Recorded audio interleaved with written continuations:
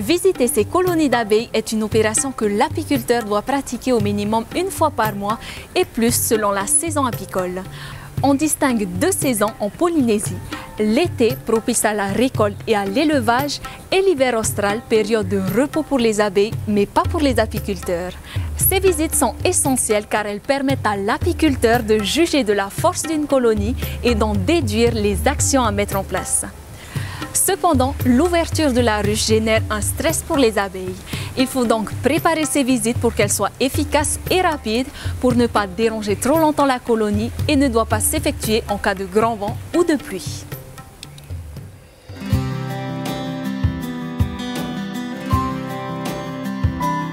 Avant de visiter une ruche, l'apiculteur doit se munir de sa combinaison et de ses gants, d'un lèvre-cadre désinfecté au chalumeau et d'un enfumoir correctement allumé et dégageant une fumée blanche et froide.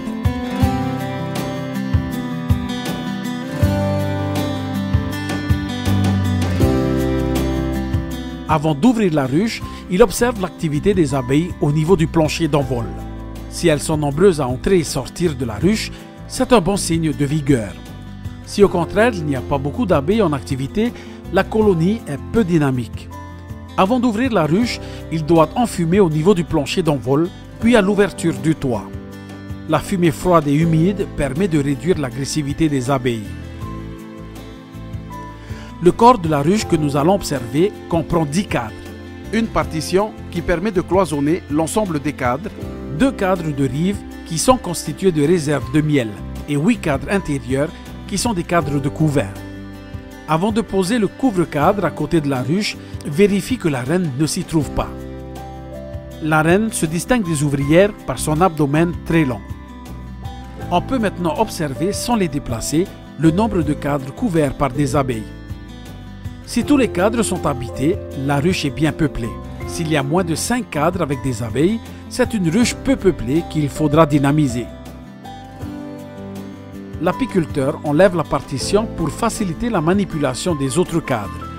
Attention, les interventions au sein de la ruche doivent se faire délicatement pour ne pas blesser les insectes. Puis il lève les cadres de rive pour vérifier les réserves de miel et de pollen. S'il n'y a pas ou peu de réserves, il faut songer à nourrir les abeilles. Les cadres du milieu sont des cadres à couvain. Leurs alvéoles peuvent être ouvertes ou fermées par une couche de cire appelée opercule. L'apiculteur peut y observer le résultat de la ponte de la reine sous forme d'œuf ou de larve. Si la reine est dynamique, pratiquement toutes les alvéoles sont utilisées pour la ponte.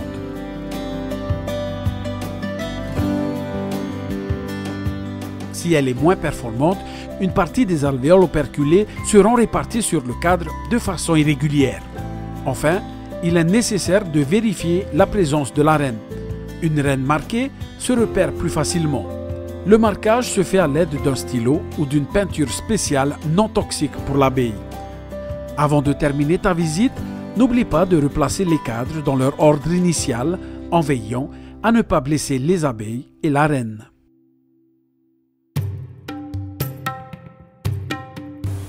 La visite a permis d'observer le dynamisme de la colonie, la présence de réserves en miel et en pollen, la quantité et la qualité de la ponte et enfin la présence de la reine. Toutes ces observations doivent être notées dans ton registre d'élevage. Il te permettra d'organiser le travail et de préparer le matériel pour ta prochaine visite sur la ruche. Ajouter ou enlever des cadres, nourrir la colonie, poser une housse ou changer la reine.